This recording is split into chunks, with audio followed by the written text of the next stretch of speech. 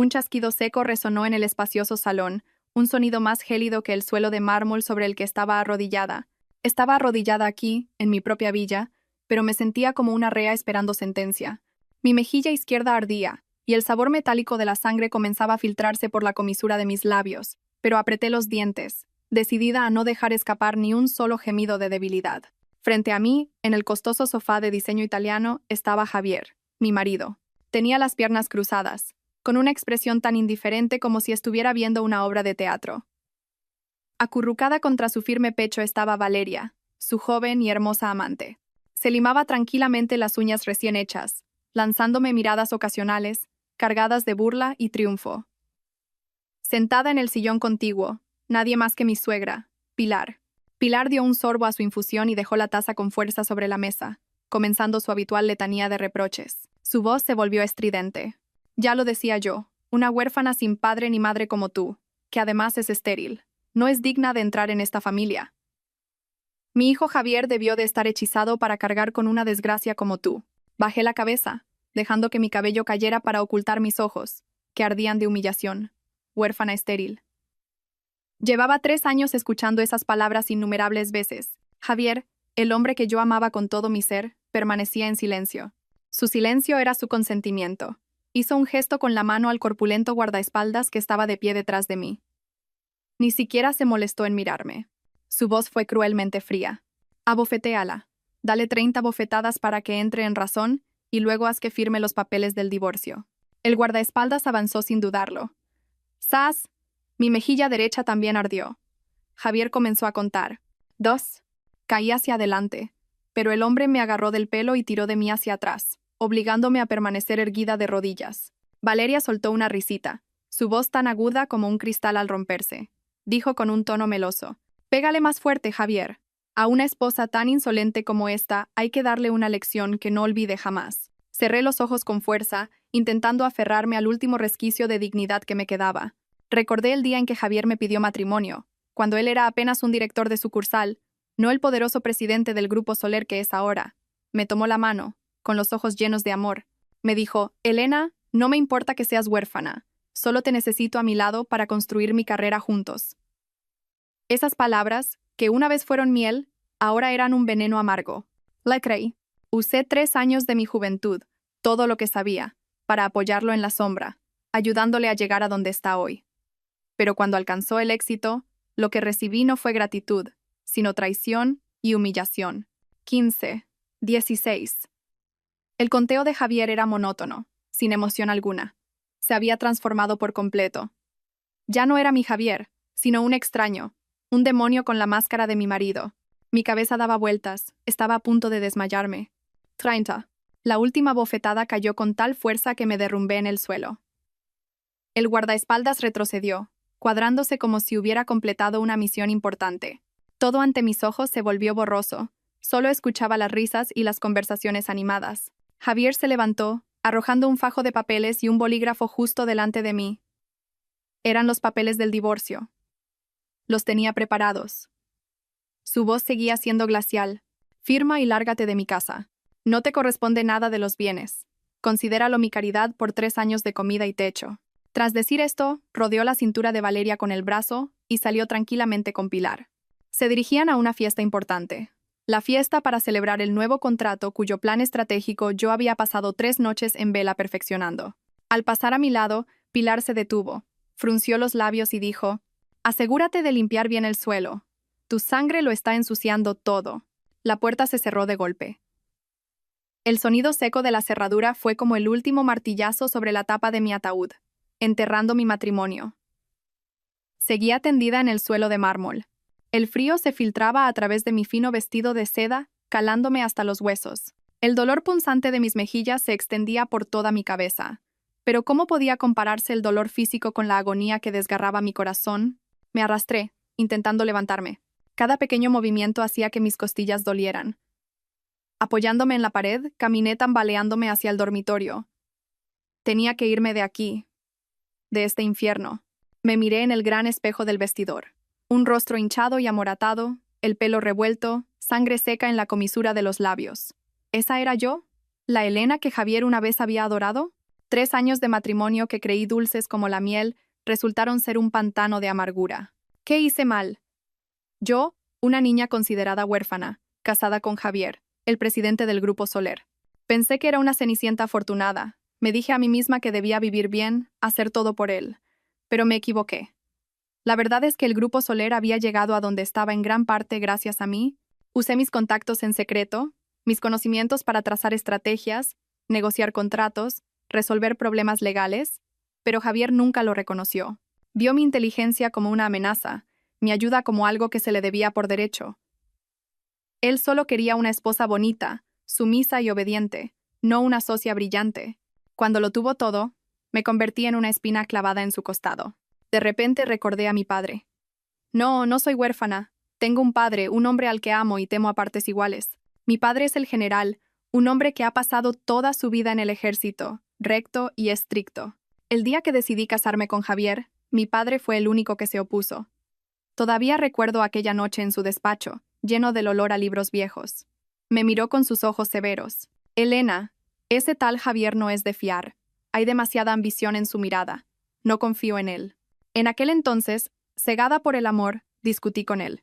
Papá, él me ama. No le importa mi condición de huérfana. Confío en él. Por favor, no lo juzgues con tus prejuicios. Incluso me fui de casa para demostrar mi punto. Mi padre suspiró y no dijo nada más. El día antes de la boda, me llamó, me dio una peineta de carey antigua, exquisitamente tallada. Su voz sonaba triste. Consérvala, era de tu madre. No te prohibiré buscar tu felicidad. Pero si algún día se atreve a hacerte daño, rómpela. No importa dónde estés, iré a buscarte. Durante 3 años, esa peineta había permanecido olvidada en mi joyero. Me había estado engañando a mí misma, creyendo que Javier me amaba, que esta familia era feliz. Había soportado las críticas de Pilar, las infidelidades de Javier con sus amantes, todo para mantener la fachada de ser la esposa del presidente. Fui demasiado ingenua, demasiado cobarde. Pero las 30 bofetadas de Javier, presenciadas cruelmente por su madre y su amante, me habían despertado. Él no solo era un maltratador y un adúltero. Él y su familia me consideraban menos que un animal, algo que podían pisotear y desechar a su antojo. Me tambaleé hacia el tocador, abrí el joyero de seda. La peineta de carey yacía allí, tranquila y silenciosa. Mis lágrimas comenzaron a caer, no por el dolor, sino por el arrepentimiento. Me arrepentía de no haber escuchado a mi padre. Temblando, la tomé y la apreté contra mi pecho. Papá, me equivoqué. Usando toda la fuerza que me quedaba, la partí con ambas manos. Un pequeño crack, nítido y definitivo, resonó en la habitación. La peineta se partió en 2. Caí al suelo, abrazando los 2 trozos de carey, sollozando, sintiéndome completamente vacía de fuerzas. No sabía lo que me esperaba, pero sabía que esta farsa tenía que terminar. Papá, sálvame. Me derrumbé en el suelo, apretando con fuerza los 2 trozos de la peineta en mi mano. ¿Cuánto tiempo había estado en el dormitorio? ¿10 minutos, 20? El ardor de mis mejillas había comenzado a adormecerse, convirtiéndose en un dolor sordo y palpitante. Pero el dolor agudo en mi costado se hacía cada vez más evidente, dificultando cada respiración. Me sentí desesperada. ¿Sería la señal de mi padre solo un consuelo simbólico, una promesa vacía de un padre a su hija testaruda? Entonces escuché ese sonido. No era un golpe en la puerta, era un rugido bajo y prolongado. Al principio pensé que era el camión de la basura, pero el sonido crecía, se multiplicaba, como si docenas de vehículos pesados se acercaran al mismo tiempo. El suelo comenzó a temblar ligeramente. Podía oír las copas en la vitrina del salón tintineando. Escuché los gritos de pánico del servicio de la casa. Arrastré mi cuerpo dolorido hacia la ventana y con mis últimas fuerzas descorrí la pesada cortina de terciopelo. La escena exterior me dejó sin aliento. El camino de acceso a la urbanización, normalmente tranquilo, estaba ahora iluminado por un mar de faros. Todo el recinto había sido acordonado. No eran coches de policía, eran vehículos militares de color verde oliva, de esos especiales con matrículas rojas que solo había visto en televisión. Intenté contar. 10, 20. Debía de haber al menos 30. Estaban desplegados en línea, bloqueando todas las entradas y salidas. Justo en ese momento, escuché el chirrido furioso de unos frenos en la puerta principal. El lujoso Mercedes de Javier, el coche en el que él, Valeria y Pilar acababan de subirse para ir a la fiesta, estaba regresando. Sin duda, los habían detenido en la entrada. Oí a Javier gritar, con su habitual arrogancia: «¿Qué demonios están haciendo? Abran la puerta. ¿Saben de quién es esta casa? ¿Quieren que los despidan a todos? Sus gritos fueron silenciados abruptamente. La puerta principal de la villa fue abierta de par en par. No. Fue derribada a patadas. Javier, Valeria y Pilar fueron escoltados, o más bien empujados, de vuelta al salón, tropezando y cayendo. Los tres parecían aturdidos, una mezcla de ira y pánico en sus rostros. ¿Pero qué hacen?, chilló Pilar. Javier, llama a la policía, hijo. Pero Javier ya no podía llamar a nadie. Estaba mirando atónito hacia la puerta. Los soldados de las fuerzas especiales se hicieron a un lado, formando un pasillo. Un hombre entró. No llevaba un uniforme de gala, solo el uniforme de campaña de diario. Pero su postura erguida y su aura de autoridad imponente hicieron que el enorme salón pareciera encogerse. Era mi padre, el general. Mi padre no miró a Javier, ni dedicó una sola mirada a Pilar o a la temblorosa Valeria. Sus ojos, afilados como cuchillos, recorrieron la habitación y se detuvieron en mí, acurrucada junto a la ventana del dormitorio. Vi cómo esos ojos severos se inyectaron en sangre en un instante. Su mandíbula se tensó. Javier por fin reconoció al recién llegado. Se quedó helado, tartamudeando. General, ¿qué hace usted aquí? Todavía no entendía lo que estaba pasando. Mi padre desvió lentamente la mirada de mí hacia Javier. Javier miró a mi padre, luego a mí, que sostenía los dos trozos de la peineta. Una conexión aterradora que nunca se habría atrevido a imaginar cruzó su mente. Su rostro arrogante cambió de color al instante, del rojo a un blanco ceniciento. Retrocedió unos pasos, señalándome con un dedo tembloroso, su voz quebrada por el pánico. ¿Tú? ¿Cómo es que eres la hija del general? Mi padre no le respondió. Pasó junto a mi marido, que estaba petrificado como una estatua, como si fuera aire. Mi padre caminó directamente hacia mí, se arrodilló, se quitó su chaqueta militar, que aún olía a viento y pólvora, y la colocó con cuidado sobre mis hombros temblorosos. Su mano, áspera y callosa por años de empuñar un arma, rozó suavemente mi mejilla hinchada. Me estremecí, no de miedo, sino por el calor familiar después de 3 años de distancia. Mi padre no me ayudó a levantarme. Se puso de pie y se giró para enfrentarse a Javier. Su voz no era alta, pero cada palabra pesaba una tonelada, resonando en toda la habitación. Javier Soler, ¿a quién acabas de llamar huérfana? Pilar, que acababa de recobrar el sentido y darse cuenta de la gravedad de la situación, corrió hacia él, intentando forzar una sonrisa aduladora. Señor general, seguro que ha habido un malentendido. Elena, ella ha sido un poco tonta.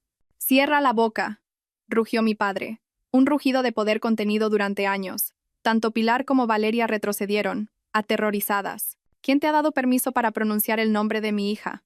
Javier se arrodilló de golpe. Se arrastró por el suelo de mármol, intentando aferrarse al pantalón de mi padre. Su voz ya no tenía la arrogancia de un presidente, solo la súplica patética de un cobarde. Papá, no. General, yo no lo sabía. De verdad que no sabía que Elena era su hija. Lo siento. Elena, cariño, por favor, di algo en mi favor. Fue un malentendido. Yo permanecí en silencio. Las lágrimas de humillación y dolor por fin comenzaron a brotar. Mi padre miró con frialdad a Javier, que se postraba a sus pies, y luego hizo un gesto con la cabeza a un oficial de paisano que le había acompañado desde el principio. Más tarde supe que era el coronel Morales, el hombre de mayor confianza de mi padre. Coronel Morales, lea la orden. El oficial dio un paso al frente. Abrió una carpeta de color rojo oscuro, y con voz firme y clara, sin emoción alguna, leyó. En virtud de la orden de procesamiento del Tribunal Militar Central, Javier Soler, nacido en 1988, presidente del Consejo de Administración del Grupo Soler, queda detenido para ser investigado por los delitos de malversación de fondos públicos de especial gravedad y revelación de secretos de Estado relacionados con los proyectos de defensa nacional Q1 y K3 del Ministerio de Defensa. Cada palabra era como un martillazo. Si las 30 bofetadas de Javier fueron crueles, esta acusación era su sentencia de muerte. Javier levantó la vista, con el rostro gris como la ceniza. Creía haberlo ocultado todo a la perfección. No entendía cómo había salido todo a la luz. Me miró a mí, luego a mi padre. Finalmente lo entendió. La fachada de huérfana que siempre había despreciado era, en realidad, algo que nunca debió haber tocado. Lievencha lo ordenó mi padre. 2 soldados se adelantaron inmediatamente, le torcieron los brazos a Javier a la espalda y le pusieron las esposas. Javier ya no gritaba ni suplicaba. Solo murmuraba como un hombre que ha perdido el juicio. Se acabó. Todo se ha acabado de verdad. Pilar y Valeria se habían desmayado en el sofá hacía rato, vencidas por el miedo. Mi padre observó el caos y luego se volvió para levantarme suavemente en brazos. Mi cuerpo se sintió ligero en su fuerte abrazo. Vamos a casa, hija. Papá se encargará de todo. Escondí mi rostro en su pecho robusto. El olor familiar a pólvora y una sensación de seguridad absoluta me envolvieron. Mis últimas fuerzas se agotaron. Me desmayé. No sé cuánto tiempo estuve inconsciente. Cuando abrí lentamente los ojos, el olor característico a desinfectante me inundó las fosas nasales. Un olor que tranquiliza, pero que también se siente distante. Todo a mi alrededor era blanco y extrañamente silencioso, diferente a cualquier hospital civil en el que hubiera estado. La luz de la habitación era suave, no deslumbrante. Me di cuenta de que estaba en una habitación de hospital privada, espaciosa y totalmente equipada. Más tarde supe que, justo después de desmayarme en los brazos de mi padre, me llevó directamente a una ambulancia militar que esperaba fuera de la villa. No me llevó a casa, sino que ordenó que me trasladaran directamente al Hospital Militar Central Gómez Sulla, donde estaban los mejores médicos y las mejores instalaciones. Mi padre permaneció a mi lado toda la noche hasta que superé el shock y caí en un sueño profundo. La puerta de la habitación se abrió suavemente. Un hombre mayor, con el pelo casi completamente cano, pero la espalda aún recta, vestido con una bata blanca impecable, entró. En su placa de identificación ponía claramente: Coronel, jefe de servicio. Me miró con ojos amables pero con la severidad propia de un militar. ¿Ya te has despertado, Elena? El general acaba de salir a atender una llamada. ¿Cómo te encuentras? Intenté sonreír para darle las gracias, pero un dolor agudo en la mandíbula izquierda me hizo hacer una mueca. Me llevé la mano a la mejilla, estaba hinchada y dura como una piedra. No te muevas bruscamente, dijo el médico con calma. Te hicimos un TAC y radiografías de todo el cuerpo en cuanto llegaste. La situación no es leve, hija. Su voz se volvió más grave. Cogió el historial médico del pie de la cama y empezó a pasar las páginas. Según los resultados, tienes una fisura en el maxilar izquierdo y fractura en la quinta y sexta costillas del lado derecho. Por suerte, las costillas rotas no perforaron el pulmón. De lo contrario, las consecuencias habrían sido terribles. Suspiró, mirándome con compasión, y pasó a otra página. Lo más grave son las lesiones en la boca. Has perdido 3 molares y otros 5 dientes tienen una movilidad severa. ¿Qué clase de hombre te ha pegado? Lo ha hecho con una hazaña increíble. 2 costillas rotas, la mandíbula fisurada, 3 dientes perdidos. Cerré los ojos. Javier, no fue un arrebato de ira incontrolada. Realmente quería destruirme. 30 bofetadas, cada una con toda su fuerza, sin piedad. ¿De verdad amé a este hombre? ¿De verdad desafié a mi padre y abandoné a mi familia por él? Mis lágrimas volvieron a caer en silencio. Esta vez no por miedo, sino por rabia y lástima por mi propia estupidez. El médico suspiró y dejó el historial. Tranquila, descansa. El general nos ha ordenado que usemos los mejores medicamentos. Tardarás un tiempo en recuperarte, pero te aseguro que no te quedarán secuelas graves. Justo cuando terminó de hablar, la puerta se abrió de nuevo. Entró mi padre. Se había cambiado el uniforme de campaña, pero el cansancio y la rabia eran evidentes en su rostro siempre firme. Me miró y luego al médico. ¿Cómo está mi hija, mi viejo amigo? El médico repitió exactamente lo que me acababa de decir. Vi cómo la mano de mi padre se cerraba en un puño con tal fuerza que sus nudillos se pusieron blancos. No dijo nada. Solo asintió pesadamente. Cuando el médico se disponía a marcharse para dejarme descansar, se detuvo en la puerta y se giró para mirarnos a mi padre y a mí con una expresión de preocupación, como si tuviera algo difícil que decir. El médico se volvió, mirándome con una expresión de profunda preocupación, luego miró a mi padre con un aire vacilante. Dijo con la voz entrecortada: General, Elena, hay otro asunto. Durante la ecografía abdominal que realizamos para comprobar si había lesiones internas, descubrimos algo. Mi corazón dio un vuelco. Mi padre frunció el ceño, su voz teñida de tensión. ¿Qué descubrieron? ¿Tiene algún órgano dañado? El médico negó rápidamente con la cabeza. No. Por suerte, los órganos solo sufrieron una contusión leve, nada grave. Pero descubrimos que el útero de la señorita Elena presenta una lesión antigua, una pequeña cicatriz. Esta cicatriz, según mi experiencia, es muy similar a la de un aborto espontáneo. ¿Sucedió esto hace aproximadamente un año, Elena? Su pregunta fue como una puñalada invisible directa a mi corazón, desenterrando un secreto doloroso que había intentado sepultar. Hace un año. Sí. ¿Cómo podría olvidar aquel día de pesadilla? Era nuestro segundo aniversario de bodas. Javier dijo que tenía un viaje de trabajo urgente a otra ciudad, que no le esperara para cenar. Le creí. Esa noche me sentí mal, con un dolor sordo en el vientre. Un presentimiento me hizo usar una prueba de embarazo. 2 líneas rojas bien marcadas. Me alegré tanto que rompí a llorar, y llamé inmediatamente a Javier para compartir la buena noticia. Pero quien contestó al otro lado no fue Javier. Fue la voz de una mujer, soñolienta y provocadora. ¿Buscas a Javier? Se está duchando. Si quiere, déjà la mensage. Mi mundo se derrumbó en ese instante. Me quedé petrificada. El teléfono se me cayó de las manos y se hizo añicos. Esa noche sufrí una hemorragia. Los dolores eran insoportables. Tuve que llamar a un taxi sola, firmar sola los papeles del consentimiento para la intervención. El médico me dijo que había sufrido una amenaza de aborto grave debido a un shock emocional extremo. No se pudo salvar al bebé.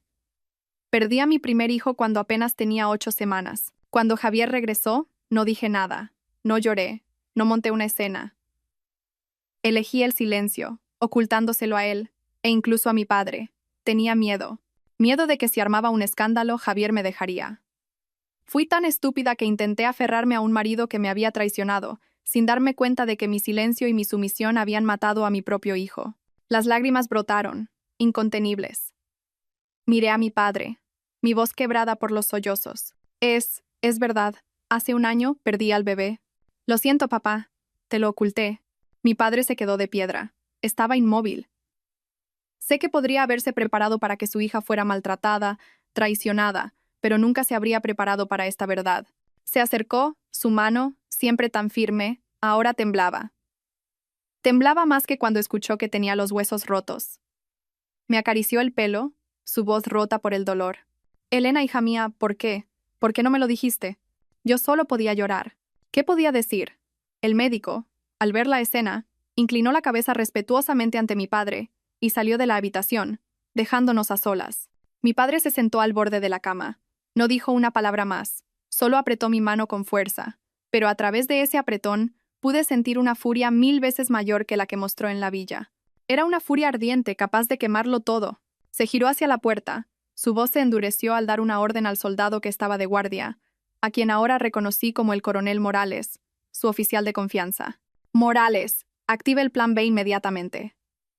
Investigue todos los bienes de Javier Soler y de toda su familia. Congélelos ahora mismo. Quiero que ese desgraciado pague también por el nieto que nunca llegué a conocer.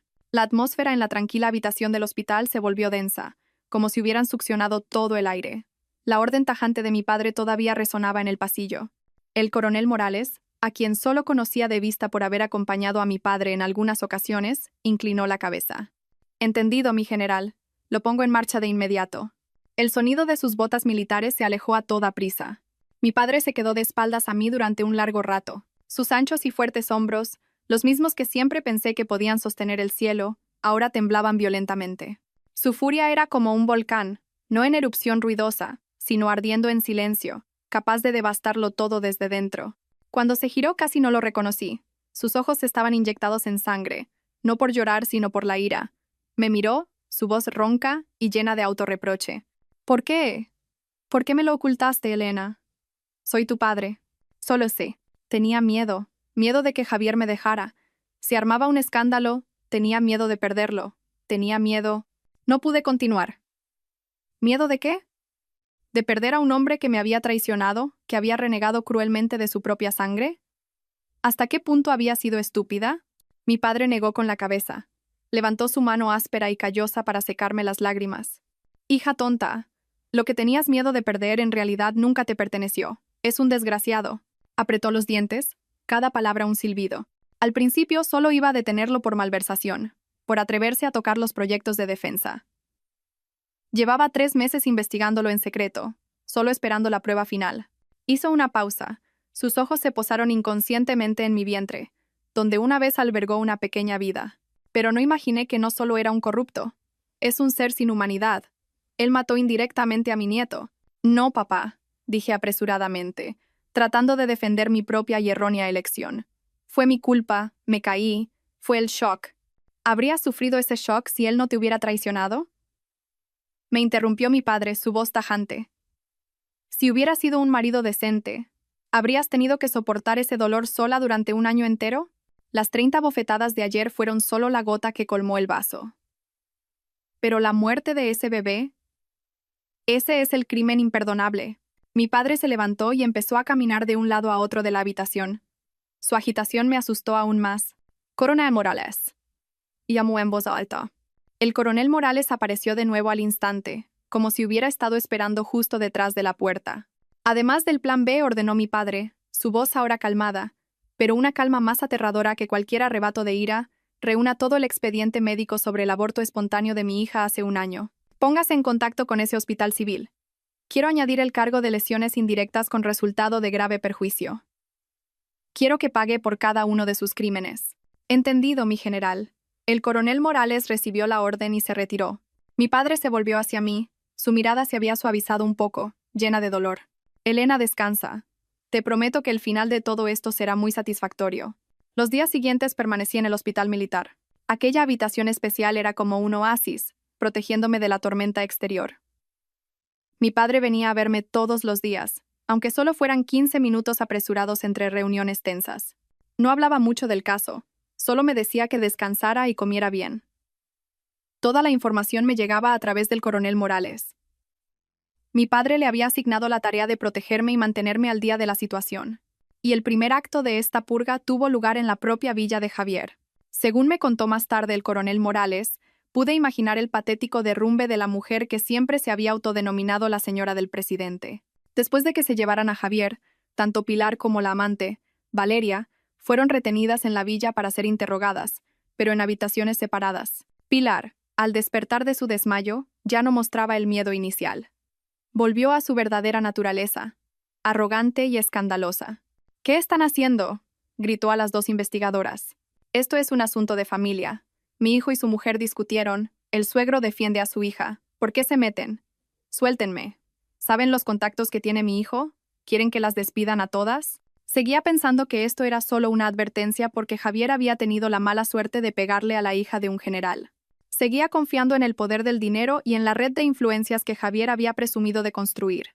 Sus gritos cesaron solo cuando el coronel Morales entró. No dijo mucho. Simplemente colocó una gruesa carpeta sobre la mesa. Señora Pilar, no la retenemos aquí por la agresión a la señorita Elena. La retenemos por esto. Empujó la carpeta hacia ella.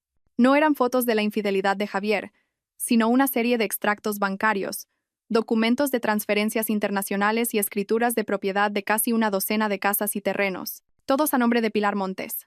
Esto, empezó a tartamudear. El coronel Morales señaló un extracto.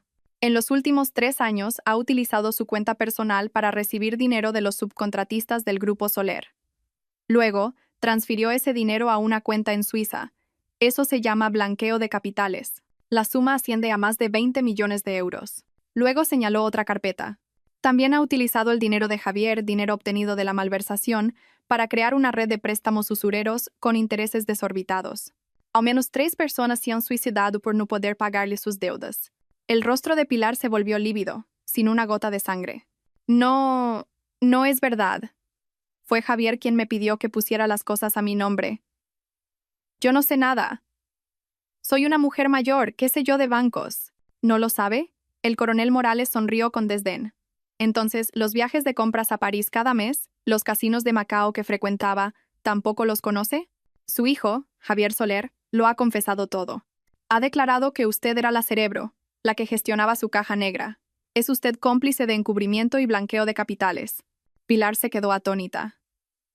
No podía creer que su hijo del alma, el hijo al que siempre había protegido, ahora le echara toda la culpa a ella. Miente, gritó. Javier miente, me ha engañado. Suéltenme, quiero ver a mi hijo. Pero su única respuesta fue el frío chasquido de las esposas. Se derrumbó en el suelo, llorando e insultando, pero ya era demasiado tarde. Mientras tanto, Valeria, tras recuperar el conocimiento, adoptó una táctica completamente diferente. Lloró desconsoladamente, haciéndose pasar por una víctima inocente. Se acurrucó en la cama, con lágrimas rodando por sus mejillas. ¿Por qué me detienen? Sollozó a la investigadora. Soy inocente. Yo solo amaba a Javier. Él me dijo que estaba a punto de divorciarse, me prometió que se casaría conmigo. No sé nada de sus negocios. Él también me engañó a mí. También soy una víctima. Actuaba muy bien, con sus grandes ojos llorosos y sus hombros temblorosos. Cualquier hombre de corazón blando se habría compadecido. La investigadora la miró con frialdad y preguntó, «Dice que es inocente. ¿Cómo explica esto?» La investigadora también puso una carpeta sobre la mesa, pero no eran extractos bancarios, sino contratos de compraventa. Un ático en la urbanización más lujosa de la ciudad, valorado en 2 millones de euros. A su nombre. Un Porsche Panamera de 200.000 euros. A su nombre. Y esto dijo, mostrando un extracto de cuenta. En los últimos 3 meses, Javier Soler ha transferido a su cuenta un total de 200.000 euros en efectivo, con el concepto de regalo. La investigadora hizo una pausa y miró a Valeria directamente a los ojos. Un total de 2.400.000 euros en menos de medio año. Dice que solo lo amaba y que no sabía nada de sus negocios. ¿Sabe que este dinero proviene de los fondos malversados de proyectos de defensa, que es el sudor y las lágrimas, e incluso la sangre, de nuestros soldados? No. Valeria dejó de llorar. Se quedó mirando las cifras, atónita. Podía ser ingenua, pero no tonta. Sabía lo que significaban esos números. Yo no lo sabía, tartamudeó. Javier me lo dio voluntariamente. Dijo que era dinero de sus negocios, ganancias de la bolsa. ¿Voluntario o no? No importa, dijo la investigadora. Lo importante es que usted ha disfrutado de estos bienes. Javier Soler ha declarado que usted no solo sabía de dónde sacaba el dinero, sino que fue usted quien le sugirió cómo blanquearlo a través de inmuebles y coches de lujo a su nombre para que su esposa no se enterara. Será procesada por el delito de receptación. La pena no es leve. Es usted joven, no sea tonta. Al oír la palabra procesada, Valeria palideció. Su sueño de ser la señora de la casa se desvaneció. Ya no lloraba, sino que entró en pánico. Saltó de la cama y agarró la mano de la investigadora. No quiero ir a la cárcel. Lo devuelvo todo. El piso, el coche, el dinero, lo devuelvo todo. Por favor, perdónenme. Tengo padres mayores. Él me engañó. Javier Soler me engañó. Sus gritos resonaron por todo el pasillo. De ser una amante arrogante que veía cómo me pegaban, ahora no era más que una polilla patética que se había lanzado al fuego, y el precio a pagar era su juventud y su libertad. Mi padre, temiendo que me disgustara, había pedido a las enfermeras que no encendieran la televisión en mi habitación. Quería que descansara por completo, lejos de cualquier noticia negativa. Pero no sabía que, en esta era, las noticias se propagan más rápido que un virus. Cuando mi salud mejoró un poco y ya podía sentarme por mí misma, le pedí al coronel Morales que me dejara usar mi teléfono. Dudó un momento, pero finalmente accedió. Quizás entendió que necesitaba saber lo que estaba pasando fuera de esas 4 paredes blancas. Y lo vi. La detención de Javier Soler, su madre y su amante se mantuvo en secreto durante las primeras 24 horas para facilitar la investigación, pero a la mañana siguiente, cuando se ejecutó la orden de intervención de todo el Grupo Soler, todo estalló. La noticia de que el presidente del Grupo Soler, Javier Soler, había sido detenido de urgencia por su implicación en la malversación de fondos de un proyecto de defensa, ocupó la portada de todos los periódicos digitales. Fue un terremoto para el mundo empresarial. El Grupo Soler, una corporación en pleno ascenso, un símbolo del éxito de la nueva generación de empresarios, cuyo presidente, el día anterior, hablaba en televisión sobre ética empresarial. Inmediatamente, el mercado de valores reaccionó. Las acciones del Grupo Soler, SOL, se desplomaron nada más abrir la sesión. Millones de acciones se vendieron a la baja, sin compradores. Leí las estadísticas. En una sola mañana, el 30% del valor de la empresa se había evaporado, el equivalente a cientos de millones de euros. Pero eso era solo el principio. Como un efecto dominó, los bancos enviaron notificaciones de ejecución de deudas. Olieron el peligro. Temían que Javier entrara en bancarrota, que los miles de millones de euros prestados nunca fueran recuperados. Los acreedores, los proveedores de materiales, a quienes Javier llevaba tiempo dando largas, ahora se agolpaban en la sede del grupo. El coronel Morales me mostró un breve video grabado con un dron que se estaba volviendo viral en las redes sociales. Cientos de personas, entre subcontratistas, socios comerciales y trabajadores del propio Grupo Soler, rodeaban el edificio de la sede. Sostenían pancartas. Javier Soler, páganos. Grupo Soler, estafadores, pagad los salarios. Miré aquellas imágenes caóticas con el corazón encogido. Yo había estado en ese edificio, me había sentido orgullosa de verlo crecer. Pensé que era el fruto de mi trabajo y el de Javier, pero ahora me daba cuenta de que lo que Javier había construido no era un imperio, sino un castillo de arena levantado sobre el engaño, la corrupción y el dolor de los demás. Apagué el teléfono y miré por la ventana del hospital. El sol seguía brillando, los árboles seguían verdes, pero el imperio de Javier Soler, el hombre al que una vez amé, El hombre que ordenó que me dieran 30 bofetadas se había derrumbado en solo 24 horas, y esto era solo el comienzo de la sentencia que le esperaba. Estaba tumbada en la cama del hospital, mirando por la ventana. El sol de fuera seguía siendo dorado y el cielo de un azul intenso, una paz que dolía. Todo el caos del Grupo Soler, los titulares sensacionalistas, las cifras de cientos de millones de euros evaporándose, parecían pertenecer a otro mundo. Mi mundo ahora se reducía a estas 4 paredes blancas y a los dolores sordos que me recordaban la cruel realidad. Ya no odiaba a Javier. Al ver su caída, solo sentía un extraño vacío. Me preguntaba, ¿a qué clase de hombre amé durante los últimos 3 años? El coronel Morales entró, con su habitual porte militar. Saludó a mi padre antes de dirigirse a mí. Venía a informarme sobre el interrogatorio de Javier Soler. Yo no estuve allí, pero a través de su relato, tranquilo hasta la frialdad, conocí toda la verdad, la razón de las 30 bofetadas que recibí. En la sala de interrogatorios, apenas iluminada, Javier ya no mantenía la compostura de un presidente. Se derrumbó rápidamente, más rápido de lo que nadie hubiera imaginado. Lo confesó todo, no solo los delitos de malversación y fraude en la construcción, sino también la razón más profunda de su crueldad aquella noche. Cuando el investigador le preguntó por qué había sido tan brutal con su esposa, qué había hecho ella mal, Javier, el marido que una vez amé, bajó la cabeza y confesó. Dijo, porque era demasiado perfecta, demasiado sumisa. Nunca pedía nada, lo hacía todo en silencio. A su lado, siempre me sentí inferior. Escuché el relato del coronel Morales y me pareció ridículo. Resulta que mi sacrificio, mi silencio a sus ojos, era una carga. Javier continuó confesando, su voz llena de remordimiento. Necesitaba a una mujer como Valeria, una que supiera ser caprichosa, que exigiera cosas, que supiera gastar mi dinero. Solo así me sentía realmente como un hombre de éxito. Una razón patética y absurda. Pisoteó a la esposa que lo había acompañado en los momentos difíciles solo para perseguir a una amante que satisfacía su vanidad. Pero la razón principal, la razón de las 30 bofetadas, era aún más cruda. Necesitaba dinero, admitió. Mucho dinero para mantener a Valeria. El ático de 2 millones, el coche de 200.000, todo era dinero que desvié del proyecto Cuno. Sabía que estaba haciendo algo mal. Necesitaba romper con Elena de forma definitiva. Dijo que me había propuesto el divorcio, pero que yo no acepté. Intenté aferrarme, le dije que podía perdonarlo, y mi perdón se convirtió en su mayor obstáculo. Según el coronel Morales, Javier dijo que aquella noche trajo a Valeria y a su madre para ejercer una última presión. Quería usar esas 30 bofetadas para humillarme, para aterrorizarme, para obligarme a firmar el divorcio sin exigir ni un céntimo de la propiedad. Resulta que no fue un momento de ira incontrolada. Fue un plan calculado, un plan cruel para usar el dolor físico para destruir mi espíritu, obligándome a irme con las manos vacías. Cerré los ojos. Mi corazón ya no sentía nada, ni ira, ni dolor, solo un desprecio infinito. El hombre que una vez amé resultó ser un cobarde, un mentiroso y un ser cruel hasta la médula. De repente, me di cuenta de que su presencia aquí era muy extraña. Lo conocía. Durante los últimos 3 años, no había sido mi asistente. Era Morales, el asistente especial de Javier Soler, la persona en la que Javier más confiaba, el que siempre se encargaba de los contratos importantes y las relaciones delicadas en su nombre. Era la mano derecha de Javier. ¿Por qué estaba aquí?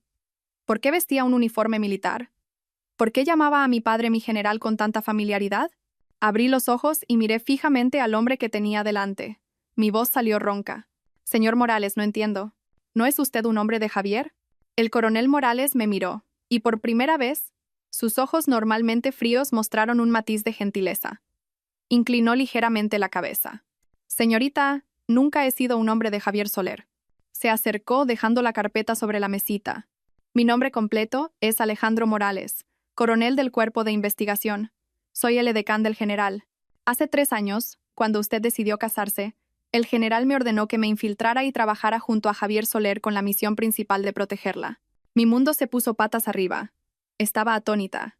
El asistente en el que Javier más confiaba, al que le había encargado todos sus secretos, era en realidad un hombre de mi padre. Entonces, ¿Javier Soler no lo sabía? No, dijo el coronel Morales. Él solo pensaba que yo era un exmilitar competente que le habían recomendado. Confiaba demasiado en su capacidad para juzgar a las personas. Durante los últimos 3 años, cada uno de sus movimientos, cada relación, cada transacción ilegal, ha estado bajo nuestro control. Estaba en shock. Resulta que durante 3 años había vivido en una obra de teatro en la que Javier creía ser el director, pero en realidad no era más que una marioneta. Y yo, su hija testaruda que pensaba que había escapado de la protección de mi padre, en realidad nunca había salido de su amparo. Recordé las veces que Javier estaba a punto de firmar contratos que yo sabía que serían ruinosos. Intenté disuadirlo, pero no me escuchó. Pero entonces, casualmente, Morales presentaba otro informe, o, casualmente, el socio tenía un problema y Javier tenía que detenerse. Las veces que Pilar me trataba mal, casualmente, Javier recibía una llamada de trabajo urgente y tenía que llevársela. No eran casualidades, eran arreglos de mi padre a través del coronel Morales. ¿Mi padre lo sabía todo?, pregunté temblando. ¿Sabía de las infidelidades de Javier, de cómo me trataba Pilar? El coronel Morales asintió. El general lo sabía, pero me ordenó que no interviniera en sus asuntos personales. Dijo que era su elección, que tenía que darse cuenta por sí misma. Mi única misión era garantizar su seguridad y recopilar pruebas de los delitos económicos de Soler. Rompí a llorar, lágrimas de arrepentimiento y gratitud. Mi padre, ¿hasta qué punto había respetado mi elección? Prefirió dejar que su hija sufriera en silencio antes que intervenir, solo porque no quería que me sintiera controlada. Esperó hasta que me diera cuenta por mí misma. Gracias, coronel, dije entre sollozos. Él negó ligeramente con la cabeza. Era mi deber, señorita. La conversación con el coronel Morales me hizo ver todo de una manera completamente diferente. Resulta que nunca estuve sola en ese matrimonio. Siempre tuve un protector silencioso. Esta revelación me trajo una gran paz. Miré los 2 trozos de la peineta que todavía sostenía en mi mano. El borde roto era afilado. Le pregunté al coronel Morales. ¿Y esta peineta? Mi padre dijo que era de mi madre. El coronel Morales miró la peineta. Su expresión se volvió compleja. Señorita, espiritualmente, es cierto que es un recuerdo de la esposa del general, pero físicamente ha sido modificada por nuestro departamento técnico. No es una simple peineta. ¿Modificada? ¿Qué quiere decir? Es un dispositivo de seguridad especializado, explicó el coronel Morales. En su interior contiene un microchip de localización GPS siempre activo y un sensor de presión. Al romperse con una fuerza determinada, envía inmediatamente una señal de socorro con las coordenadas exactas directamente al centro de mando del general. Me quedé helada. Resulta que la promesa de mi padre, no importa dónde estés, iré a buscarte, no era una simple promesa, sino una garantía respaldada por tecnología militar. Pero el coronel Morales continuó, y lo que dijo a continuación me heló la sangre. No solo eso, cuando la señal de socorro se activa, también activa un microdispositivo de grabación de audio y vídeo. Con un ángulo de 180 grados, graba todo el sonido y las imágenes de los últimos 30 minutos antes de ser destruido. Solté los 2 trozos de la peineta.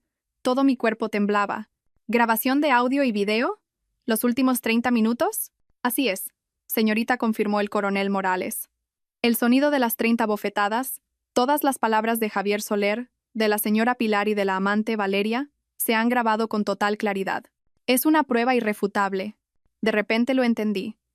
Mi padre detuvo a Javier no solo por malversación.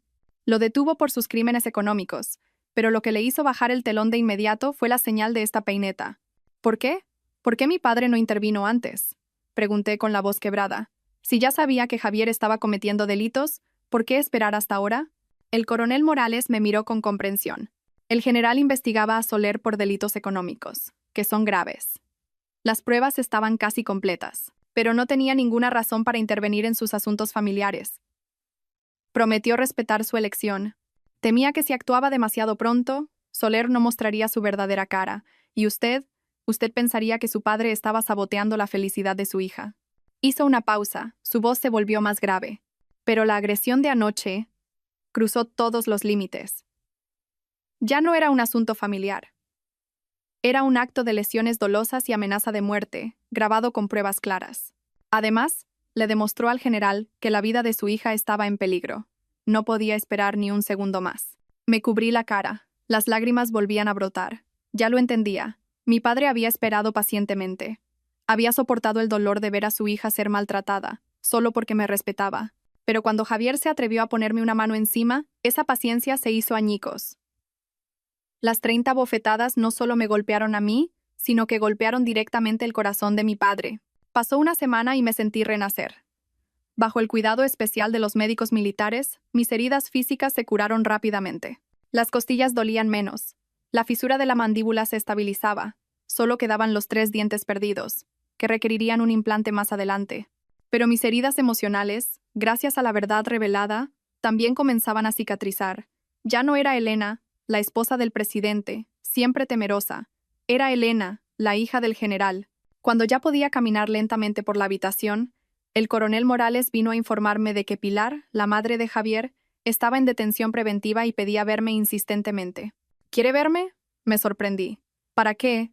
¿Para seguir insultándome? No, señorita, dijo el coronel Morales. ¿Quiere suplicarle? Lo pensé un momento. ¿De qué serviría ver a una persona así? Pero luego asentí. La veré. Necesito cerrar este capítulo yo misma. No puedo esconderme detrás de mi padre para siempre. El encuentro se organizó en la sala de visitas de la prisión militar. Era la primera vez que estaba en un lugar así. El ambiente era denso y solemne. Me senté en una pequeña habitación, separada de Pilar por un grueso cristal. Hablaríamos por un teléfono interno. La puerta del otro lado se abrió. Pilar fue escoltada por 2 mujeres militares. Apenas la reconocí. La mujer que una semana antes vestía sedas y diamantes, que me llamaba huérfana, ahora llevaba un uniforme de reclusa holgado. Su pelo teñido de un castaño elegante ahora mostraba raíces grises y estaba despeinado. Su rostro sin maquillaje revelaba arrugas y una vejez cansada. En cuanto me vio, se abalanzó, golpeando el cristal. Con lágrimas en los ojos, cogió el teléfono y gritó desesperadamente. «Elena, hija, perdóname, te lo ruego, Elena». Levanté el teléfono con calma, sin decir una palabra, solo observando su actuación en silencio. «Me equivoqué. Sé que me equivoqué, sollozó. No debí decirte esas cosas. Por favor, perdóname. Habla con tu padre, con el general, pídele que perdone a mi Javier. Es un chico tonto, es joven. Si va a la cárcel, nuestra familia se destrozará, hija». No había cambiado. No se disculpaba por lo que me había hecho. Solo me suplicaba que perdonara a su precioso hijo. ¿Tonto?, pregunté, mi voz tranquilamente aterradora. Sí, tonto, asintió ella apresuradamente, como una gallina picoteando. Fue esa zorra, Valeria. Fue ella la que incitó a Javier, lo sedujo, lo cegó. Mi Javier es un buen chico, te quiere mucho, Elena. Todo es culpa de esa zorra. Dile a tu padre que la detenga a ella, que la haga pagar. Mi Javier es inocente. La miré con un desprecio absoluto. Incluso en este momento, no reconocía los crímenes de su hijo. Seguía culpando a otra mujer. Aunque Valeria también tenía su culpa, fue Javier quien ordenó las 30 bofetadas, fue Javier quien malversó millones. Al ver mi silencio, continuó gritando. «Elena, di algo, te lo suplico, ten piedad de esta pobre anciana, no puedo vivir sin él, es mi único hijo». Miré fijamente a la mujer del otro lado del cristal, la que me rogaba que salvara a su querido hijo. La ceguera de una madre es patética, pero también aterradora. Seguía sin entender que Javier no era tonto, era malvado. Seguía sin entender que el problema no era Valeria, sino la naturaleza codiciosa y cruel de su propio hijo. Respiré hondo, mi voz extrañamente tranquila. ¿De verdad cree que Javier es inocente? ¡Es inocente! ¡Fue esa zorra la que lo engatusó!, siguió gritando, aferrándose a su única excusa. Negué con la cabeza. Una sonrisa casi imperceptible se dibujó en mi rostro aún amoratado. «¿Ah, sí? Pues déjeme contarle algo que hizo su inocente hijo. ¿Recuerda hace un año?» Pilar se detuvo, confundida. No entendía por qué sacaba a relucir el pasado. Continué, mi voz monótona, como si contara la historia de otra persona. Hace un año, justo en nuestro 2º aniversario de bodas, Javier dijo que tenía que irse de viaje de trabajo. ¿Se acuerda de ese día? El día que usted vino a la villa, me vio sola en casa y me gritó. Me dijo que era un árbol seco que no daba fruto, una parásita inútil que solo sabía vigilarlo. Pilar pareció recordar. Retrocedió un poco. Su mirada se volvió inquieta. La miré directamente a los ojos. El dolor de aquel día regresó vívidamente.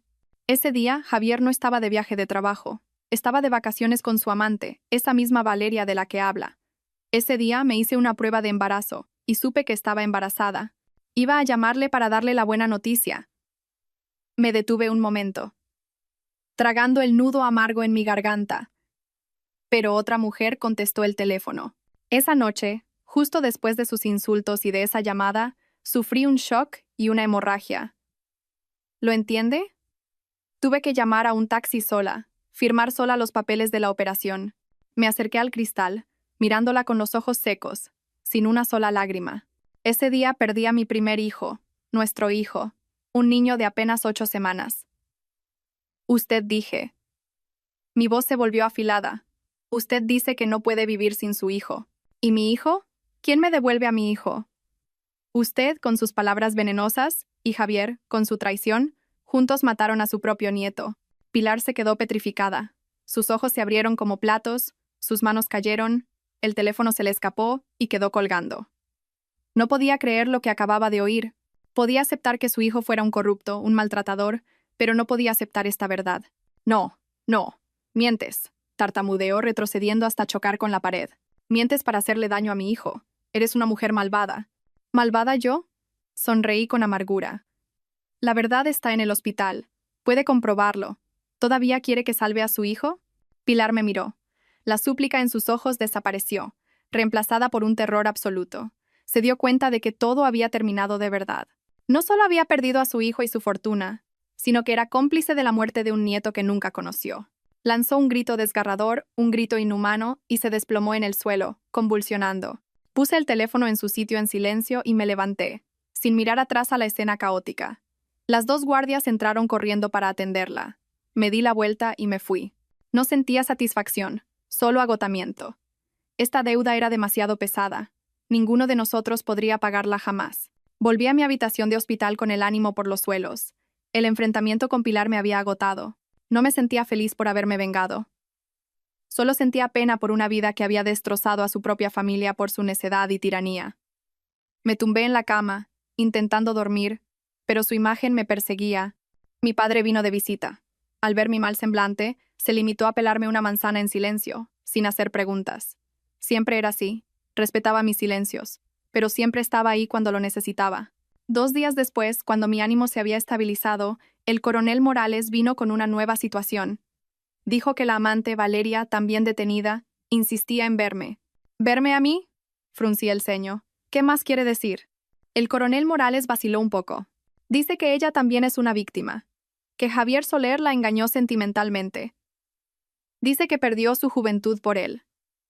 Ahora, parecía que incluso a él le resultaba ridícula la petición. ¿Ahora qué?, pregunté. ¿Quiere que la indemnice por su juventud? Me quedé atónita y luego me eché a reír. Me reí tanto que el dolor en mi costado volvió a punzar. ¿Qué clase de lógica era esa?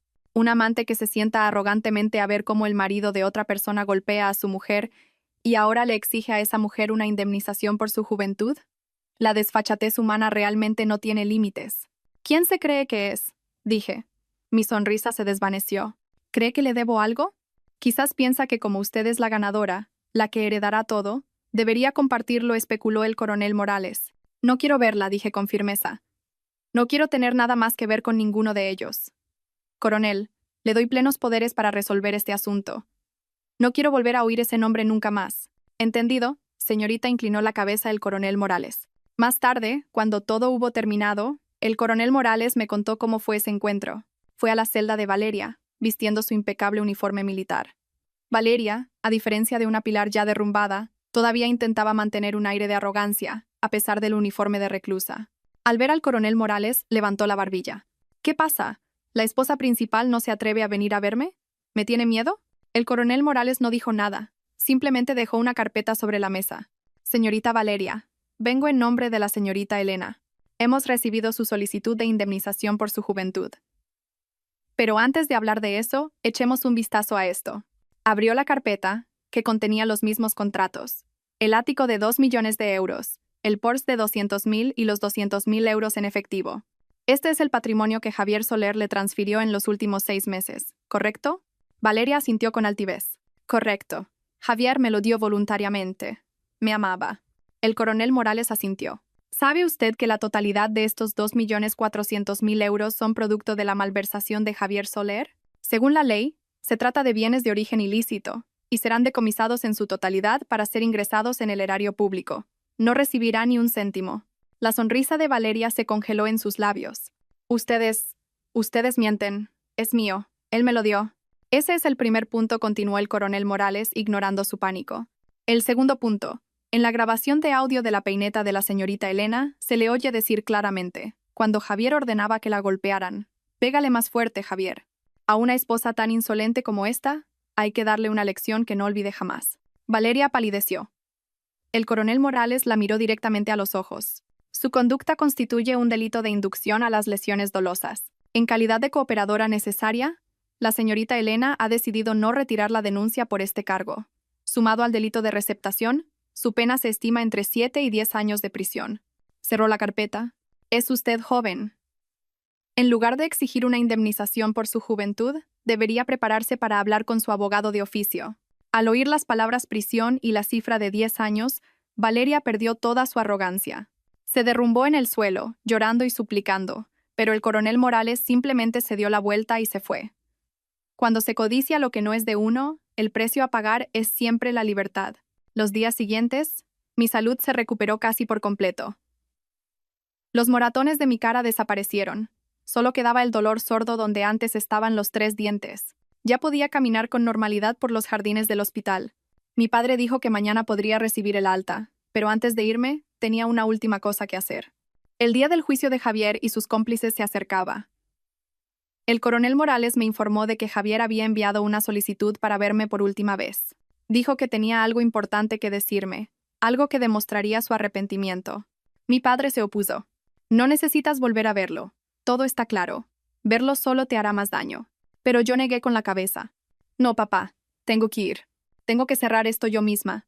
No puedo permitir que él, ni nadie de su familia, tenga una sola razón para aferrarse. Necesito un enfrentamiento, no por él, sino por mí. Necesito ver con mis propios ojos cómo se derrumba el hombre que arruinó 3 años de mi juventud. El encuentro tuvo lugar de nuevo en la prisión militar, en la misma habitación, con el mismo cristal grueso de por medio. Pero esta vez, mi estado de ánimo era completamente diferente. Ya no era la víctima temblorosa. Era la persona que venía a escuchar la última confesión. La pesada puerta de acero se abrió y Javier fue escoltado por 2 guardias. Me había preparado, pero aún así me quedé impactada al verlo. En solo 2 semanas, el hombre que fue un presidente apuesto y arrogante había desaparecido, reemplazado por un individuo demacrado y consumido. Llevaba el uniforme de recluso, el pelo corto, la barba descuidada, y sus ojos, una vez agudos y calculadores, ahora estaban hundidos, vacíos y llenos de pánico. Me vio y se abalanzó, pero los guardias lo detuvieron. Cogió el teléfono apresuradamente, su voz ronca y desesperada. «Elena, Elena, ¿has venido?» Levanté el teléfono con calma, sin decir nada, solo mirándolo. Él me miró y las lágrimas empezaron a brotar. «Yo, lo siento, Elena, me equivoqué. De verdad que sé que me equivoqué». Repetía esa frase como un autómata. «¿En qué te equivocaste?», pregunté. Mi voz era tan tranquila que hasta a mí me sorprendió. Javier levantó la vista, un destello de esperanza en sus ojos, como un náufrago que encuentra un madero. Habló apresuradamente, como si esta fuera la única razón que podría salvarlo. Yo no lo sabía. De verdad que no sabía que eras la hija del general. Te juro que si lo hubiera sabido, ni con 100 vidas me habría atrevido a tocarte un pelo. Elena, fui un ciego, un estúpido.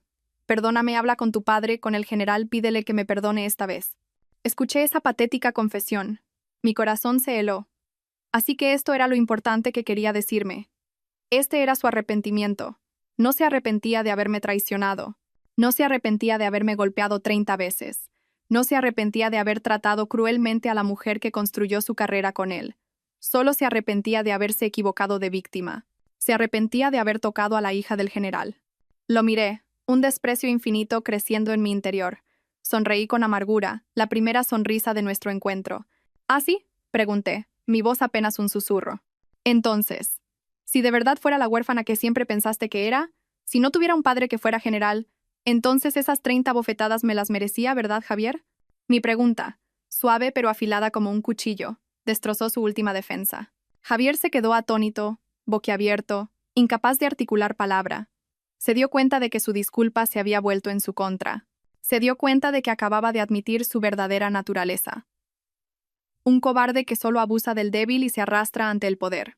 Javier se quedó completamente mudo ante mi pregunta.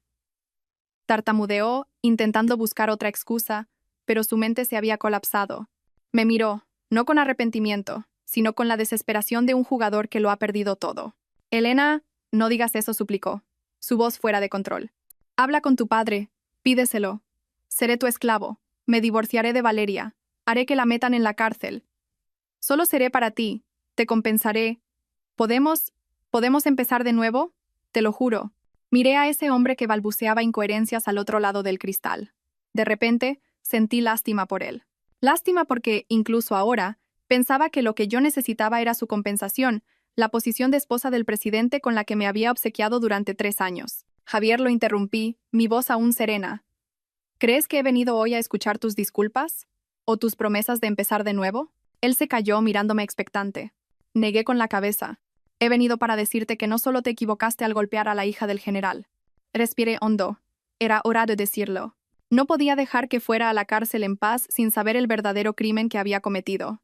La ley lo castigaría por malversación, por lesiones, pero había una deuda que tendría que cargar el resto de su vida.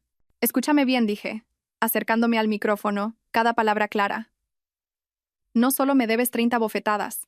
No solo me debes 3 años de juventud en los que creí ciegamente en ti.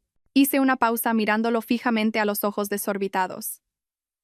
También me debes una vida. ¿Una vida? Javier frunció el ceño. Claramente no entendía. ¿De qué hablas? ¿A quién he matado yo? No lo entiendes. Mataste a tu propio hijo. Vi el pánico absoluto en sus ojos. ¿Te acuerdas? Continué. Las lágrimas comenzaban a brotar, no por él, sino por mi bebé nonato. Hace 1 año, en nuestro aniversario, dijiste que te ibas de viaje de trabajo. ¿Recuerdas dónde fuiste? El rostro de Javier palideció. Lo recordaba muy bien. Ese día, se fue de vacaciones a un resort de lujo con Valeria. Ese día dije con voz entrecortada. Descubrí que estaba embarazada. Te llamé para darte la buena noticia, pero otra mujer contestó. Esa noche, tu madre vino y me llamó estéril. Esa noche, tuve una hemorragia. Javier, perdí al bebé, sola en el hospital. No, Javier empezó a negar con la cabeza. No quería creerlo. Me debes un hijo, grité. Toda mi contención se rompió. Nuestro hijo, por tu traición, por la crueldad de tu madre, no pudo nacer. ¿Lo entiendes? Javier me miró. El pánico en su rostro se transformó en un horror indescriptible. Lo había calculado todo. El dinero, el estatus, los cargos. Pero nunca había contado con esto. No solo era un corrupto, un maltratador. También era un padre que había matado a su propio hijo. Abrió la boca para decir algo, pero solo salieron gemidos ahogados. Se agarró la cabeza y de repente empezó a golpeársela contra el cristal que nos separaba. «No, no, mientes. Mientes para hacerme daño. No es verdad». Gritó como un loco, derrumbado ante el mayor crimen de su vida. El sonido sordo de su cabeza golpeando el cristal era pesado y desesperado. Al salir de la sala de visitas de la prisión, sentí un extraño vacío. Los gritos enloquecidos de Javier al enfrentarse al mayor crimen de su vida todavía resonaban en mis oídos. No sentí satisfacción, ni lástima. Solo sentí que todo, de verdad, había terminado. La deuda de rencor entre él y yo había sido saldada con el dolor que él mismo se había infligido. Volví al hospital militar. Unos días después, tuvo lugar el juicio de Javier Soler y sus cómplices. Dado que el caso involucraba proyectos de seguridad nacional, el juicio se celebró a puerta cerrada, sin acceso para la prensa. Yo no asistí. No quería volver a ver a Javier, a Pilar o a Valeria nunca más. Me senté en mi habitación, mirando en silencio el cielo azul por la ventana. Mi mente estaba extrañamente en calma. Fuera cual fuera el veredicto, estaba preparada para aceptarlo. Esa tarde, el coronel Morales entró. Con su habitual compostura, pero con un toque de alivio en su rostro. Saludó a mi padre y luego se dirigió a mí. «Señorita, el juicio ha concluido. Se ha dictado sentencia». Respiré hondo. «¿Cuál ha sido el resultado, coronel?» Javier Soler, dijo el coronel Morales con voz monótona. «Por los delitos de malversación de fondos públicos de especial gravedad, revelación de secretos de Estado, lesiones dolosas con agravante de organización y amenazas de muerte, en concurso de delitos, el Tribunal Militar Central ha dictado una sentencia de prisión permanente revisable». Prisión permanente. Cerré los ojos. Una sentencia justa. Tendría el resto de su vida en prisión para reflexionar sobre las 30 bofetadas y sobre el hijo que nunca conoció. Era el precio a pagar por su crueldad y su codicia sin límites. El coronel Morales continuó. Pilar Montes, por los delitos de encubrimiento y blanqueo de capitales de especial gravedad, ha sido condenada a 15 años de prisión. Se le confiscará todo su patrimonio personal. 15 años. Casi el resto de la vida de una mujer de más de 60. Recordé sus gritos al saber que había contribuido a matar a su propio nieto. Quizás 15 años en prisión no fueran tan aterradores como 15 años viviendo con ese remordimiento. ¿Y Valeria? Pregunté. Valeria Gómez, dijo el coronel Morales. Por los delitos de receptación e inducción a las lesiones dolosas, ha sido condenada a 7 años de prisión. Todos sus bienes ilícitos, incluyendo el apartamento y el coche, han sido decomisados. 7 años de cárcel. El precio por 2,5 millones de euros y 6 meses de vida de lujo. El precio por disfrutar viendo cómo torturaban a otra persona. No supe qué decir. La ley había hecho su trabajo, de forma justa y rigurosa. Mi deuda personal había sido saldada. Tras la sentencia, aunque el juicio fue a puerta cerrada, sus consecuencias fueron imposibles de ocultar. Al día siguiente, el Grupo Soler se declaró oficialmente en quiebra. La noticia volvió a sacudir el mundo financiero. Aunque los detalles del caso no se hicieron públicos, el hecho de que toda la cúpula directiva, desde el presidente hasta su madre, estuviera en prisión, fue un golpe mortal. El Grupo Soler, que ya se tambaleaba por el bloqueo de sus cuentas y la presión de los acreedores, se derrumbó definitivamente. El coronel Morales vino a informarme sobre el proceso de liquidación de activos. Todo el patrimonio del Grupo Soler, dijo, será precintado e inventariado. Los activos obtenidos por malversación serán decomisados. El resto se subastará para pagar a los acreedores, proveedores y los salarios de los trabajadores. Asentí. Era el proceso lógico. Él dudó un momento y luego añadió: entre los bienes precintados se encuentra la villa donde usted vivía. Está a nombre de Javier Soler y Pilar Montes, por lo que también será subastada. La villa. Me estremecí. Recordé el salón grande y frío, el suelo de mármol donde me arrodillé, donde mi sangre lo manchó, las 30 bofetadas. Aquel lugar nunca fue mi hogar. Fue una jaula de oro, el escenario de la mayor tragedia de mi vida. En los 3 años que viví allí, nunca dormí tranquila. Siempre tuve que estar en guardia contra Pilar, intentar complacer a Javier, ignorar los rumores de sus infidelidades. Intenté convertirlo en un hogar, pero solo fue una tumba para mi juventud. Ah, si respondí voz leguera, pues mejor así. El coronel Morales pareció sorprendido por mi reacción. Quizás pensó que sentiría algo de nostalgia. Miré por la ventana, respirando profundamente el aire puro del hospital. ¿Sabe una cosa, coronel? En este momento no me siento satisfecha porque Javier esté en la ruina. Tampoco me siento feliz por haber ganado. Me volví para mirarlo. Solo me siento aliviada. Realmente aliviada. Como si me hubiera quitado un peso de 1000 kilos que he llevado sobre mis hombros durante 3 años. Javier construyó su imperio sobre mentiras, y se ha derrumbado como un castillo de arena. Yo perdí 3 años, un hijo y 3 dientes para comprar mi libertad. Aunque el precio fue demasiado alto, sé que a partir de ahora, soy verdaderamente libre. Que esa villa sea subastada es bueno. Borrará el último rastro de mi pesadilla. El día que me dieron el alta era un día de finales de otoño. El sol ya no era abrasador, solo dejaba un suave calor. Mi padre vino a recogerme. No dijo mucho, solo cogió en silencio mi pequeña bolsa de efectos personales. El coronel Morales conducía, pero no el coche de mando habitual, sino un coche civil normal. El coche no se dirigió hacia la lujosa urbanización donde yo había vivido.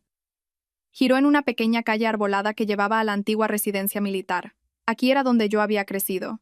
Hacía 3 años que no volvía. El apartamento de mi padre seguía igual, en el tercer piso de un edificio marcado por el tiempo. No era grande, solo 2 dormitorios, y los muebles eran sencillos. Pero al entrar, el olor a madera vieja de la gran estantería de mi padre y el leve aroma a tabaco que solía fumar me hicieron romper a llorar.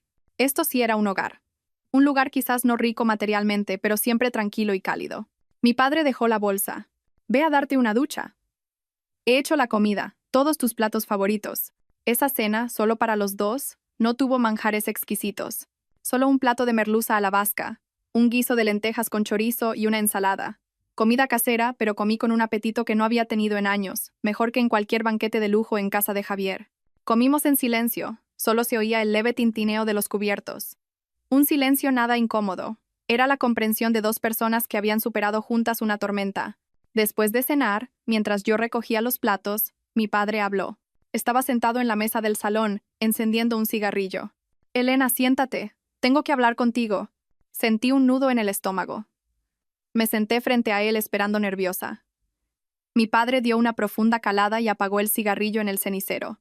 Me miró, no con la severidad de un general, sino con el remordimiento de un padre. Y ya lo siento. Me quedé helada. Papá, ¿por qué te disculpas? Debería haber intervenido antes, dijo con voz grave. Sabía que ese Javier no era un buen hombre. Sabía que no eras feliz allí, pero fui demasiado rígido. Estaba enfadado contigo por no escucharme. Pensé que tenías que tropezar y levantarte por ti misma para madurar. Suspiró. Pero no imaginé que el precio que pagaría sería tan alto. Lo siento, por la rigidez de un soldado que casi le cuesta la vida a su propia hija. Mis lágrimas brotaron. Nunca había visto a mi padre tan vulnerable. Le cogí su mano áspera. No, papá, no es tu culpa.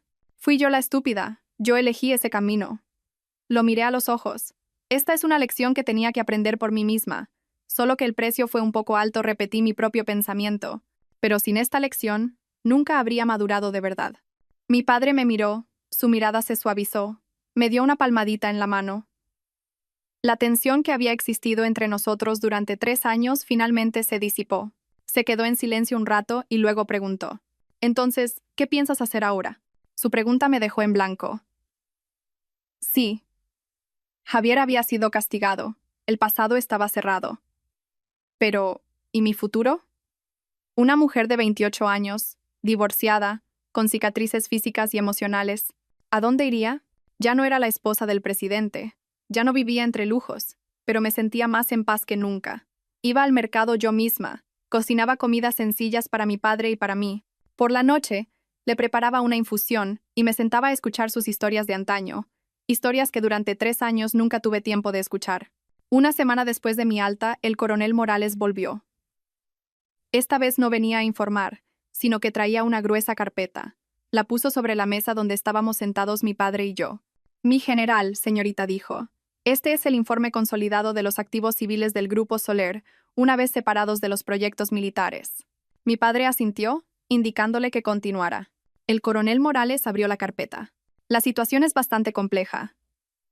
Javier Soler utilizó principalmente el dinero malversado de los proyectos de defensa para invertir en proyectos inmobiliarios civiles. Sin embargo, legalmente, estos proyectos civiles están limpios, están registrados legalmente, con toda la documentación en regla». «¿Y entonces?», pregunté sin entender todavía. «El problema», explicó, «es que todos estos proyectos están a medio construir. El Grupo Soler solo terminó los cimientos o unas pocas plantas y se detuvo. El dinero de la gente, de los que compraron sobre plano, ya ha sido pagado en un 70% o incluso un 90%. Empecé a entender. Javier había usado el dinero de los compradores de un proyecto para financiar otro, o para sus gastos personales. «Exacto», asintió el coronel Morales. «Ahora que el Grupo Soler está en quiebra, ese dinero es irrecuperable. Los bancos no se atreven a invertir más. Estos proyectos se convertirán en proyectos fantasma, y los más perjudicados serán los miles de compradores que adelantaron su dinero. Lo perderán todo». Me quedé helada. Miles de familias, también víctimas de Javier como yo, habían invertido los ahorros de toda una vida, se habían endeudado para comprar una casa, y ahora lo habían perdido todo. De repente recordé a sus proyectos. Los conocía muy bien. Fui yo quien elaboró los planes iniciales para algunos de ellos, antes de que Javier me apartara de la empresa. Conocía su ubicación, su potencial. Eran buenos proyectos, solo que cayeron en manos de un gestor terrible. Un extraño sentimiento surgió en mí, una mezcla de compasión por esa gente inocente y un impulso por actuar. Mi padre, que había permanecido en silencio, habló. No me miró a mí, sino al coronel Morales. «Según el procedimiento, estos proyectos limpios pero inacabados serán liquidados por el Estado y subastados para recuperar capital, ¿verdad?». «Sí, mi general». Mi padre asintió y luego se volvió hacia mí. Su mirada era profunda, no era una orden, sino una pregunta. «Elena, durante 3 años ayudaste a ese Javier a construir el Grupo Soler. Lo conoces mejor que nadie. Sabes qué proyectos son buenos y cuáles no». Hizo una pausa y luego dijo algo que me dejó en shock. «¿Te interesaría levantarlo de sus cenizas?». Me quedé atónita. ¿Yo? ¿Levantar de las cenizas al Grupo Soler? ¿Mi padre estaba bromeando? El coronel Morales intervino. «La idea del general es que usted podría crear una nueva empresa y comprar estos proyectos en la subasta. Con el prestigio del general, los bancos estarían dispuestos a financiarla. La pregunta es si usted se atreve». Permanecí en silencio durante un largo rato. Mi padre no me metió prisa. Solo me observaba. No me estaba dando una orden, me estaba dando una opción. «Yo no tengo experiencia», dije en un susurro. «Solo sé». «Sí que sabes», me interrumpió mi padre, su voz firme. «¿Crees que no sé lo que has estado haciendo estos 3 años? Esos planes de mercado, esos análisis de riesgo del Grupo Soler, ese Javier no tenía la capacidad para escribir algo así. Fuiste tú, ¿verdad? Levanté la vista sorprendida.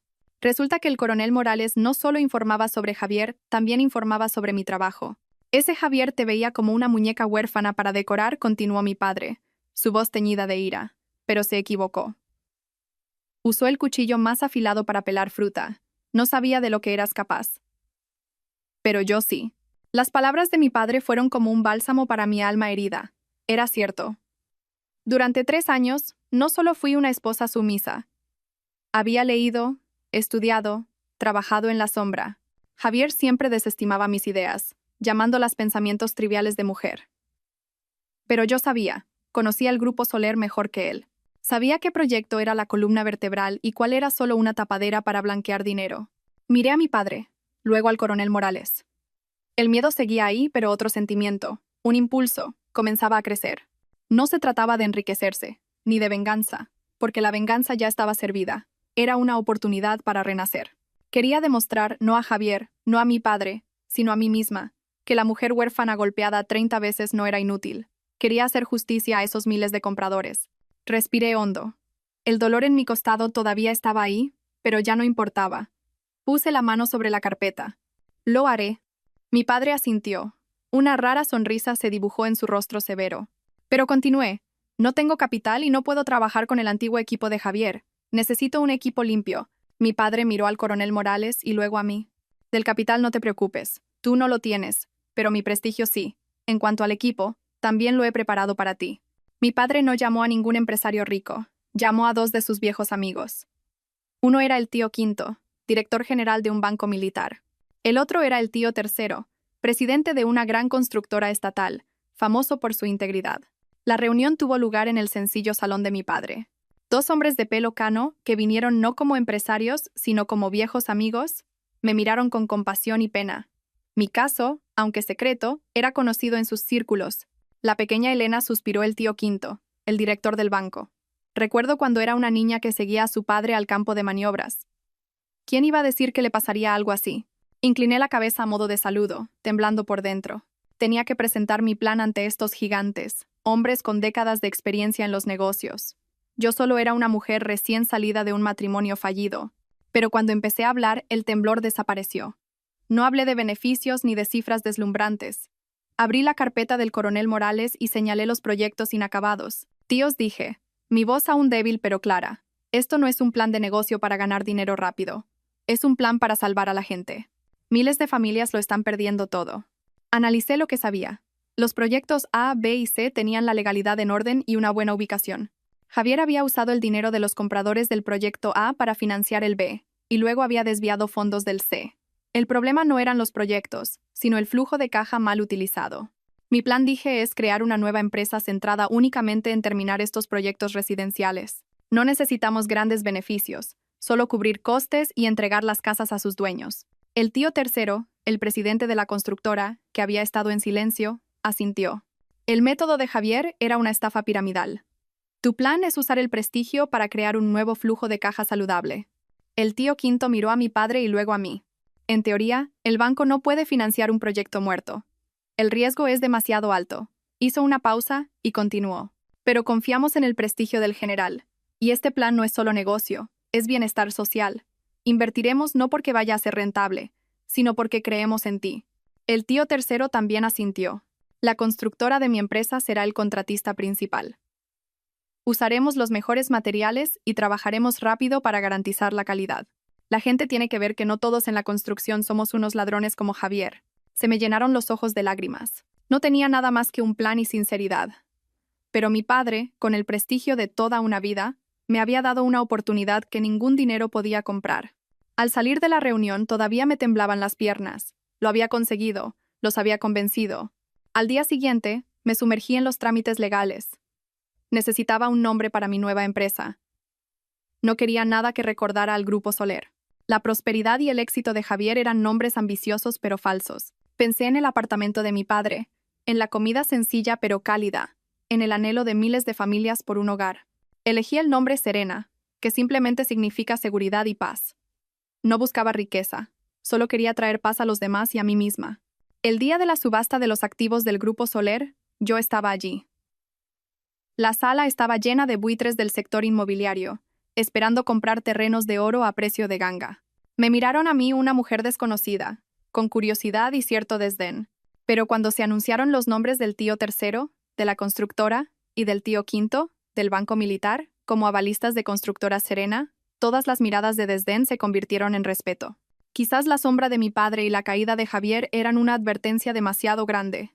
Nadie se atrevió a competir conmigo. Constructora Serena adquirió los 3 mayores proyectos residenciales del Grupo Soler a un precio razonable.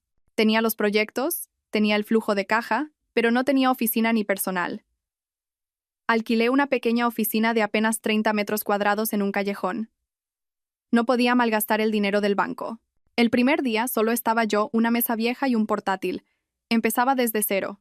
Mientras me preguntaba por dónde empezar a contratar, ya que no podía confiar en nadie del antiguo equipo de Javier, la puerta de la oficina se abrió de golpe. Entró el coronel Morales, pero hoy no llevaba uniforme, sino una sencilla camisa blanca y pantalones de vestir. Parecía más un funcionario diligente que un oficial de seguridad de alto rango. Coronel, dije sorprendida. ¿Qué hace usted aquí? Dejó una carpeta en mi mesa e inclinó ligeramente la cabeza. Señorita, acabo de solicitar mi baja del ejército. El general la ha aprobado. Me quedé helada. ¿La baja? ¿Por qué? Tiene un rango que muchos sueñan. Mi misión de protegerla ha terminado, me interrumpió, su voz tan monótona como siempre.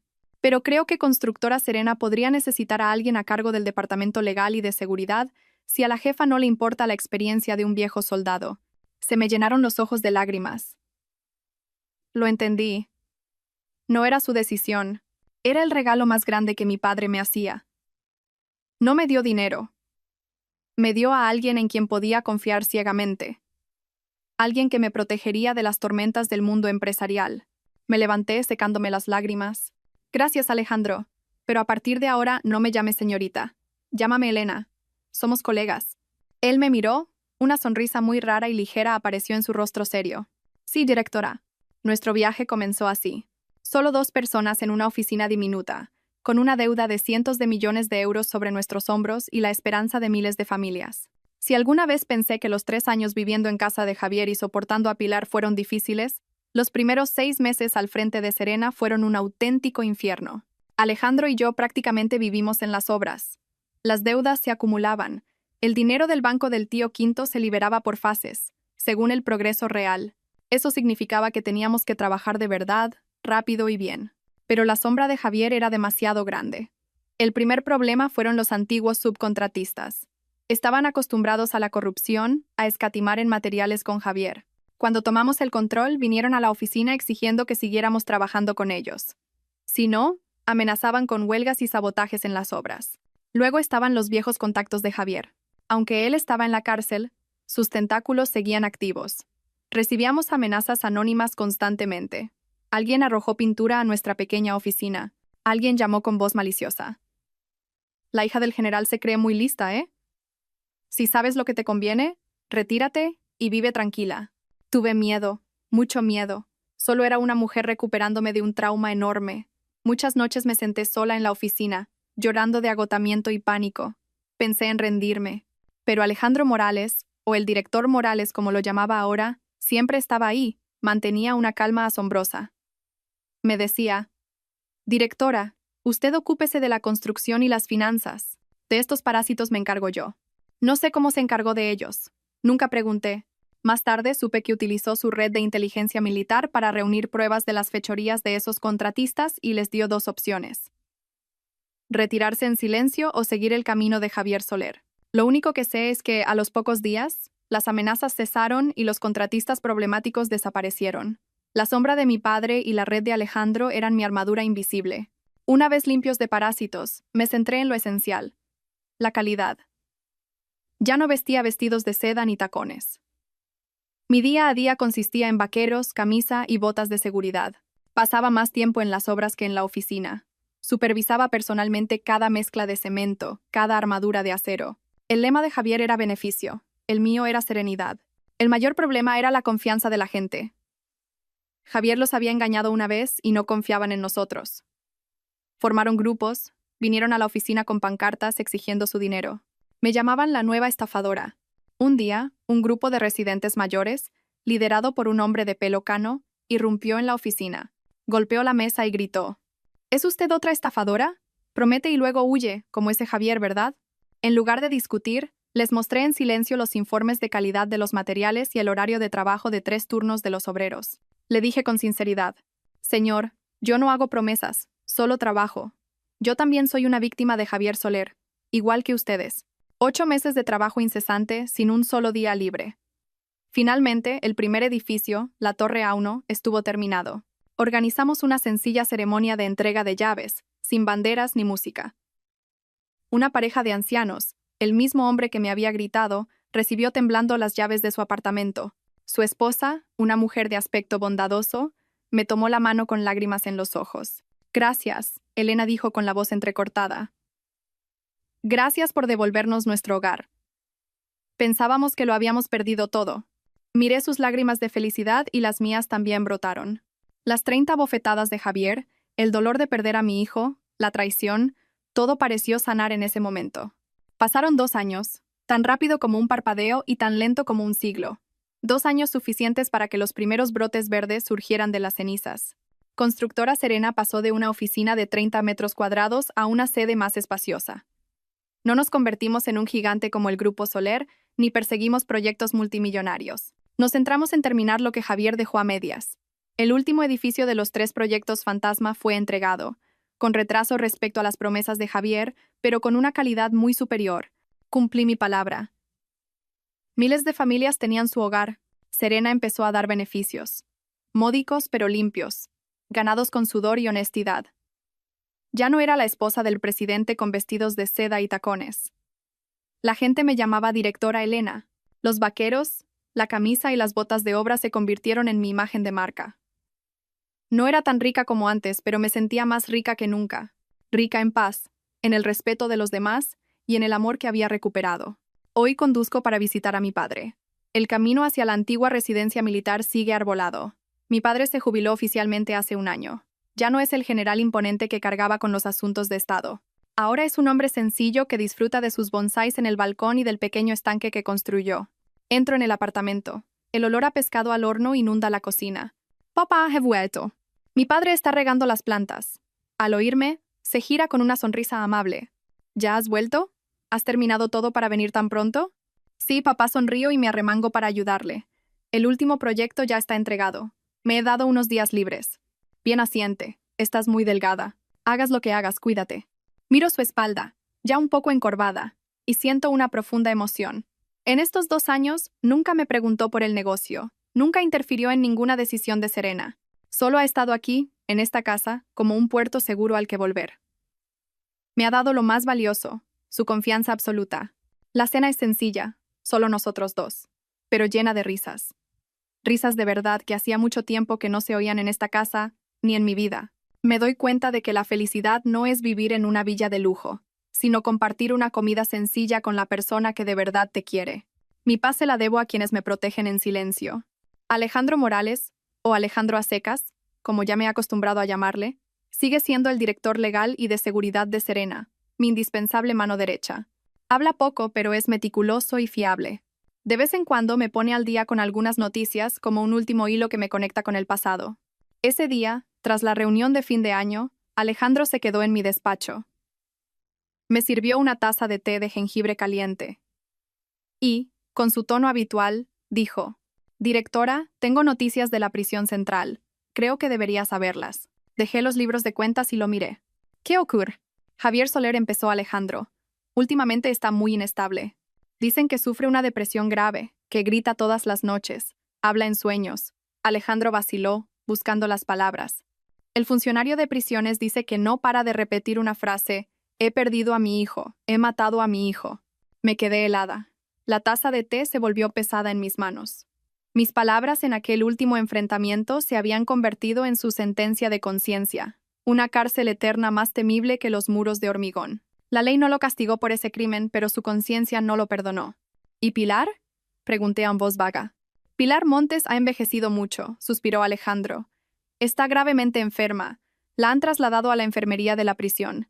También está obsesionada, no con el blanqueo de dinero, sino con su nieto. No para de abrazar una muñeca de trapo, llorando, llamando a Javier y al bebé. Cerré los ojos. Qué cruel.